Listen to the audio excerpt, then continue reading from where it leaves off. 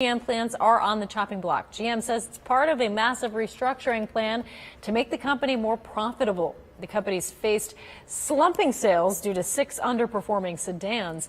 So GM plans to stop making them by the end of next year, idling plants in Ohio, Michigan, Maryland, and Ontario, Canada. Understand they have to right size their production and their capacity, but they should not be cutting the capacity in the United States while they're exporting cars from other countries.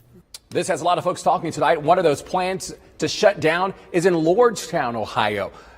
This plant has been in the GM family over 50 years. Ida Tedesco finding out today why some locals are shocked by the news, but others say it was bound to happen. Ida, any chance this will affect us here locally?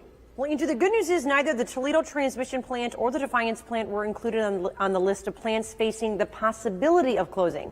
While Chevy employees and the UAW both agreed it's a sad day for GM employees, they both had different reactions to the timing of the announcement. It's not a shock. I had no idea, and I don't think anybody else did, that they were actually considering closing Lordstown. Come March 1st, production of the Chevy Cruze will come to an end at the Lordstown plant in Ohio, leaving 1,200 workers out of a job and up to 300 more who work for part suppliers in the region. Especially this time with the holidays, you know, my heart goes out to those people, and we'll be looking to see how we can help those other locals. Dennis Earl, president of the UAW Local 14, says as an Ohioan and an American, he's taking GM's decision personally, especially after being bailed out in 2009. You know, their margins are the best they've ever been. They're making record profits, and for a couple of dollars, they're going to take this production and move it overseas and export these cars back to the United States. I believe that these cars should have been and should be built in the United States.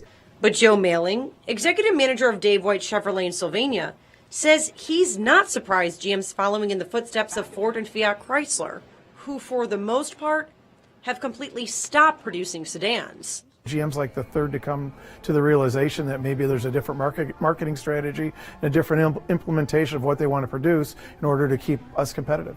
The hope for Lordstown would be the possibility of being included in GM's future plans for electronic and autonomous vehicle production.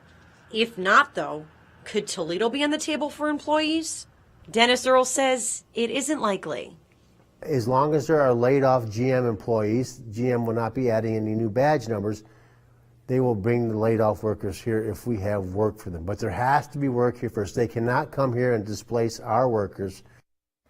Now, as far as the impact on local Chevy dealerships, if they have to stop selling Cruzes, Joe Mailing says that's a gamble GM's willing to take.